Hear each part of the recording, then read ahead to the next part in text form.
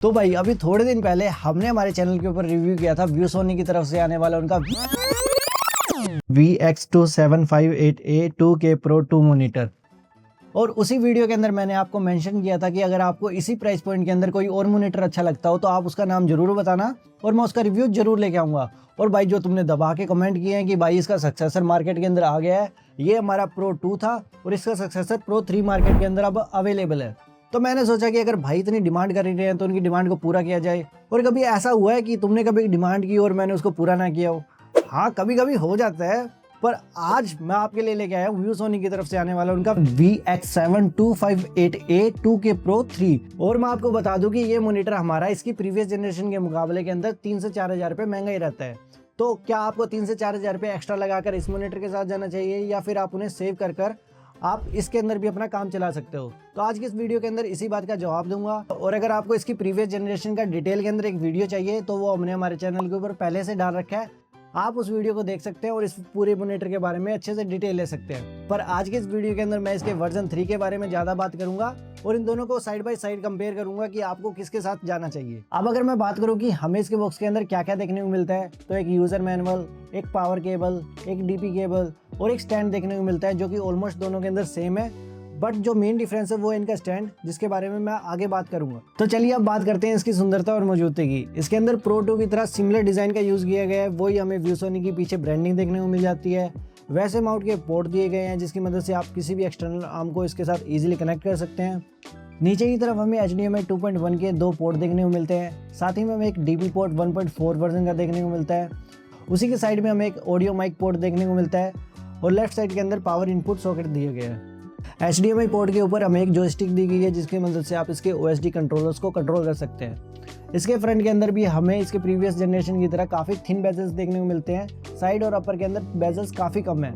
नीचे हमें एक प्लास्टिक की स्ट्रिप देखने को मिलती है जिसके अंदर आज हमारे पास व्यूसोनी का लोगो भी है जो हमारे प्रीवियस जनरेशन में से किसी ने निकाल लिया था।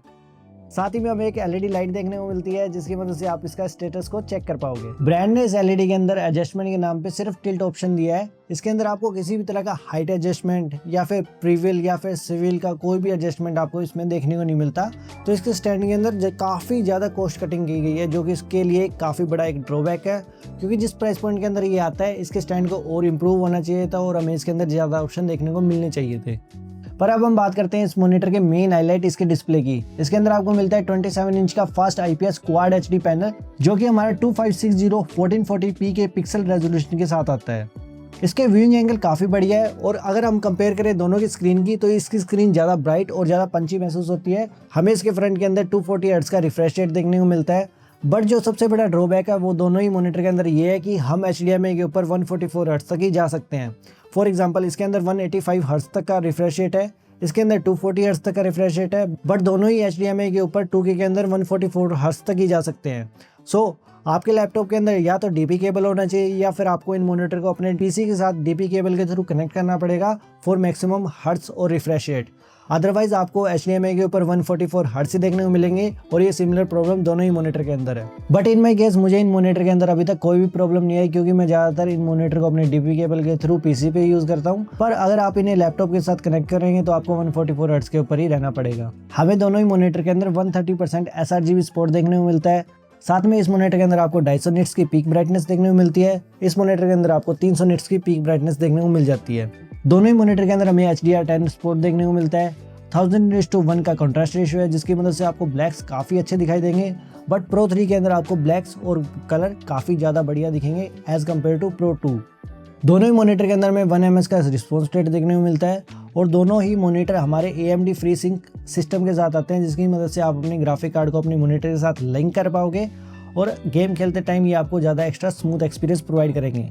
इस मॉनिटर के अंदर भी हमें एक ब्लू लाइट फिल्टर देखने को मिलता है। तो अगर आप इन दोनों ही मॉनिटर को अगर अपने लॉन्ग सेशन के अंदर यूज़ करोगे तो आपको कोई भी फटिंग नहीं होगी और आप इन दोनों मॉनिटर को काफ़ी लॉन्ग सेशन के अंदर इजीली यूज़ कर पाओगे।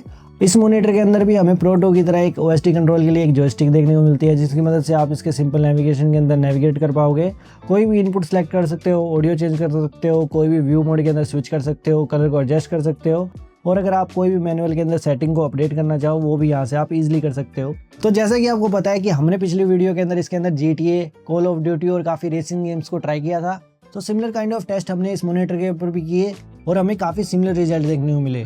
बट हाँ, रिफ्रेश रेट ज़्यादा होने की वजह से इस मॉनिटर के अंदर काफ़ी ज़्यादा स्मूथ और काफ़ी ज़्यादा प्लेजिंग एक्सपीरियंस हमें देखने को मिला। हमें दोनों ही मॉनिटर के अंदर किसी भी तरह की कलर ब्लेडिंग या फिर डेड पिक्सल की कोई भी प्रॉब्लम नहीं आई। ये मॉनिटर 16 से लेकर 18,000 रुपये के आसपास और ये मॉनिटर 19 से लेकर 21,000 रुपये की प्राइस पॉइंट के ऊपर हमें देखने को मिलता है। ये दोनों ही मॉनिटर अपनी प्राइसिंग के हिसाब से काफ़ी बढ़िया है। बट जो इस वीडियो का सबसे पहला क्वेश्चन था कि आपको इन दोनों में से कौन सा सिलेक्ट करना चाहिए, तो पर्सनली अगर आप कोई भी अपना पहला 2K मॉनिटर परचेज कर रहे हैं तो मैं रेकमेंड करूंगा कि आपको 3 से 4,000 रुपये सेव करने चाहिए और आपको इस मॉनिटर के साथ जाना चाहिए, क्योंकि इसके अंदर जो आपको रिफ्रेश रेट मिलेगा वो काफ़ी तगड़ा है। अगर आप इन दोनों को साइड बाय साइड कंपेयर नहीं करते तो आप नहीं बता सकते कि ये मॉनिटर 185 पे चल रहा था या फिर 244 पे, तो इसका कोई भी मतलब नहीं बनता। तो मैं तो आपको ये रेकमेंड करूंगा कि अगर आप अपना पहला मॉनिटर परचेज कर रहे हैं तो आपको डेफिनेटली इसके साथ जाना चाहिए। लेकिन अगर आप एक ई स्पोर्ट है और आपको ज़्यादा हर्ट्स और ज़्यादा रिफ्रेश रेट चाहिए तो आप इस मॉनिटर के साथ जा सकते हैं, क्योंकि इसके अंदर आपको ज़्यादा रिफ्रेश रेट देखने को मिलता है। बट हाँ, इसके अंदर ब्राइटनेस भी थोड़ी ज़्यादा है और इसके अंदर आपको कलर भी थोड़े ज़्यादा अच्छे देखने को मिलेंगे। बट कंपेयर टू बोथ दोनों ही अच्छे हैं, तो आप अपनी चॉइस के हिसाब से किसी मॉनिटर के साथ जा सकते हैं। बस मेरा रेकमेंड ये रहेगा कि अगर आप पहला मॉनिटर ले रहे हैं तो आप इसके साथ जाइए, और अगर आपका बजट थोड़ा ज़्यादा है तो आप कुछ पैसे लगाकर इस मॉनिटर के साथ भी जा सकते हैं। तो यही था इस वीडियो के अंदर इन दोनों मॉनिटर का कंपैरिजन। अगर आपको इन दोनों मॉनिटर के रिलेटेड कोई भी क्वेश्चन है तो आप कमेंट सेक्शन के अंदर डाल सकते हैं और मैं पर्सनली उन कमेंट्स का रिप्लाई दूंगा। और अगर आप ऐसे ही टेक रिव्यूज़ को पसंद करते हैं तो आप हमारे चैनल को सब्सक्राइब कर सकते हैं। और हाँ, जैसे तुम्हारी डिमांडें बढ़ती जा रही है उसी हिसाब से हमारे खर्चे बढ़ते जा रहे हैं, तो थोड़ा प्यार दिखाओ, लाइक और सब्सक्राइब करो। मिलते हैं अगले वीडियो में, तब तक के लिए गुड बाय, टाटा।